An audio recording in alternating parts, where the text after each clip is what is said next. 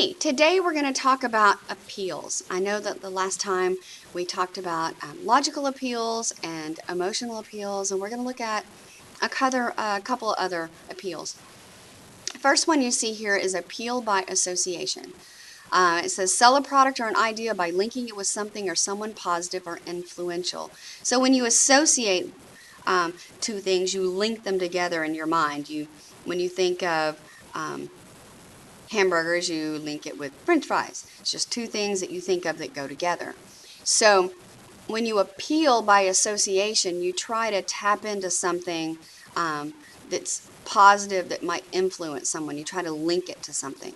So with the bandwagon technique, which is the first one up here, the bandwagon technique taps into people's desire to belong to a group. So, I mean, everybody wants to be part of the in crowd. They want to be cool. So you figure out a way to make a statement that makes people want to join or do something or believe something because everyone else is. Notice that word everyone right there. That's a clue. Don't miss the fundraiser that everyone's talking about. Okay, and another type is a testimonial. That's when you use that expert that gave you the expert opinion. You might use some kind of expert to back you up or to lend support to whatever it is that you're trying to sell. Sometimes it's a celebrity that they use. It might be someone that's an actor or a singer or a influential sports person. So here it says, destination home. I know good sound when I hear it. That's why I won't go anywhere without my FX portable music player. So destination home is a band, and so this is something that the lead singer said. So they're supposedly, you would think, someone that has a band would be an expert on sound. The next kind of appeal is an emotional appeal, and I know we already talked about that, using the strong feeling. But there's two subtypes under here. Appeal to fear. You make somebody afraid. Make them afraid like they're not going to be safe, or that their health might be in danger, or that the security of their internet or their computer might be violated. Someone might tap into their, get across their firewall and see important data that's on their computer. You make people afraid. You might be able to sell them a product. An appeal to vanity is the other kind. Use flattery to win people over. Look at that one. We're looking for talented athletes like you. Join our after school running club. So you're telling people that they're talented athletes. So you're kind of building them up. The next kind is loaded language. Anytime you use either strongly positive words or strong negative words, it's a loaded language. So let's look at the first one. Sparkling waters, silky sands, and breezy air all await you at Shogun Lake Park. Well, I don't know about you, but with all the cold weather lately, that sounds pretty good. Sparkling waters, silky sands, breezy air. That sounds nice. But if you were wanting to scare someone or you were wanting someone to not like another product, you might use negative words and that call up some kind of unpleasant meaning or experience. Look at that one. The calves were raised in cramped, filthy stalls. Obviously, the person, maybe they're against eating meat. And so they say the calves are raised in cramped, filthy stalls. Those are negative words. Okay, so we're going to look at a little bit more in depth about the bandwagon technique. If you see some of the pictures I've included, this is what a bandwagon really is. And in the old days, the bandwagons would roll through town and, they would ask people to jump on the bandwagon to support whatever it is that they were trying to promote at that time. And people would run out on the streets and jump on the bandwagon and call for their friends to jump on. So if you look at this ad for McDonald's, over 99 billion served. It's kind of like advertising. We've served everybody. Why don't you come on and buy something here? Then this one, real men use Macs. So don't fight it, accept it. So if you're a real man, you'll switch over to using a Mac. I included this picture because it just shows a whole group of people, and the whole thing behind bandwagon is that, people really do long to join a group and be a part of a group, and so that's what you tap into. This is part of the crowd. This is the everybody.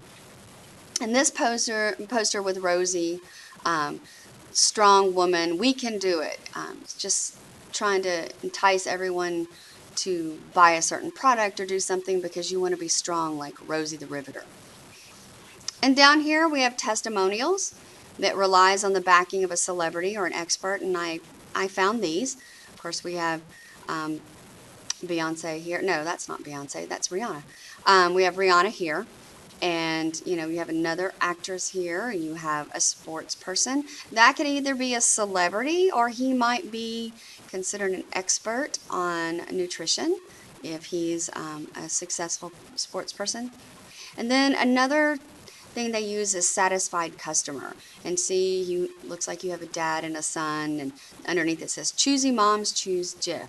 So these are testimonials of experts, celebrities, or satisfied customers.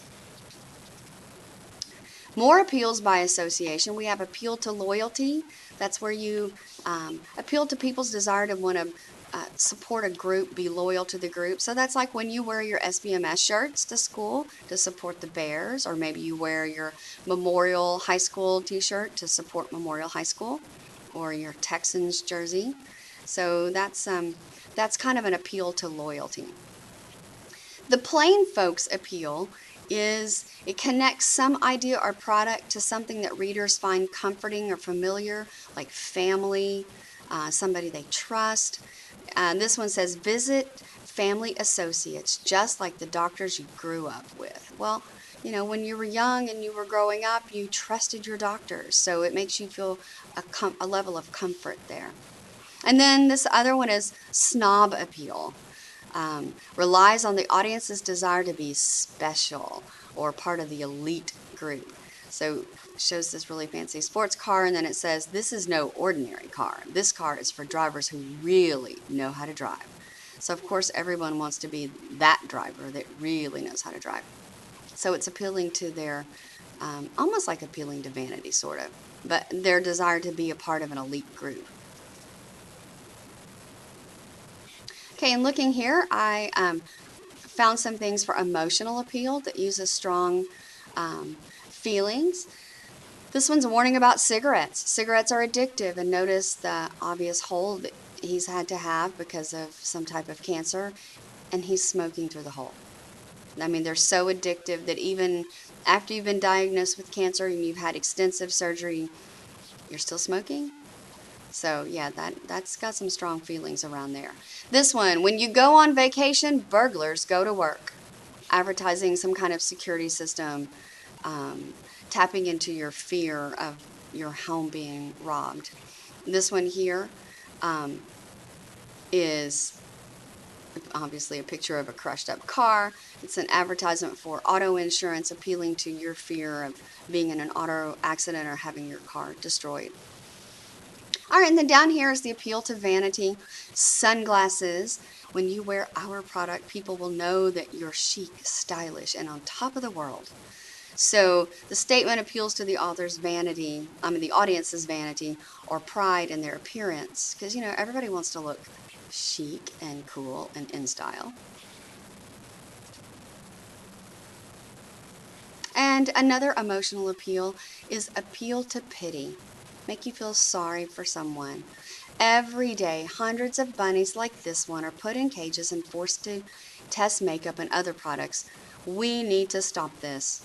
So, it works. If you notice the commercials on TV that show the sad puppies or kitties that are homeless, and, it makes you really, really sad, and shows dogs that are malnourished and things, so that you'll donate to the SPCA. So they're all tapping into your desire to help others, and it makes you feel sorry for them. So that's the appeal to pity. And then we have loaded language, those positive, strongly positive or strongly negative words. If you look at the top one, it said sparkly, silky, breezy in that ad about Shogun Lake Park. But then I found this ad. This is an old ad. This is so old. I remember this ad when I was in high school. Notice the long hair. It says long and silky. It silkens your hair without making it oily, like some of those other shampoo things can. So, or it says after shampoo things can. So this particular ad is using some strongly positive words. I mean, what girl that has long hair doesn't want their hair long and silky? And then down here we have some negative words. Notice that used cramped and filthy. We already talked about that, but look at this ad. Only cowards abuse animals. Well, you know, cowards, that's a really strong negative word. So there is example of negative loaded language. Okay, so on this page, just kind of in a review, go ahead and stop the recording and read this little excerpt from the textbook.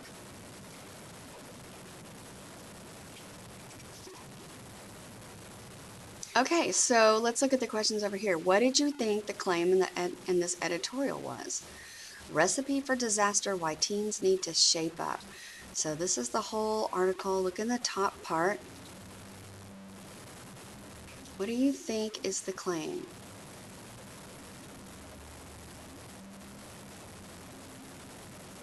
Look right here. Go into the second paragraph. Today's teens are the most overweight and inactive generation in history. So I think that's their claim. They're claiming that teens are not healthy. What emotional appeal does the author use? Well, look at the loaded language. Mindless media, damaging habits. Then it taps into your fear of not having good health when it lists things like life-threatening diseases such as diabetes and hypertension. That's my fear that my health will be bad. It talks about being overweight and inactive, lazy lifestyle. I think lazy lifestyle is probably more negative loaded language. So it uses those two things to kind of back up their claim that teens today are more overweight and inactive. All right, read or just look at and read this. It's kind of like a public service announcement ad. So read that, take a minute, you can stop the video, look it over, and then look at the questions on the right-hand side. Okay, looking at this ad, the claim isn't necessarily spelled out in writing, but if you look at the picture of the teens, what are they doing? Looks like they're running. Looks like they're about to run a race. It looks like a beautiful day. They have a smile on their face. They look happy. They look like they're having fun. Then it says, these teens have taken their health and well-being into their own hands. Will you join them or sit on the sidelines? So, Campaign for Fit Teens America. I think their claim is that you need to get out and exercise and take your health into your own hands. Be active. I think that's what they're claiming. The persuasive technique in the ad, one of them would be the picture with the kids all smiling and showing that they're having a great time. Makes it look like exercise is fun. If you look at, it's also a bandwagon technique because it's asking, will you join them or sit on the sidelines? Are you going to be part of the group or not? And I think the photograph does help enhance the message because, you know, they always say a picture's worth 1,000 words. You can see a lot in that picture.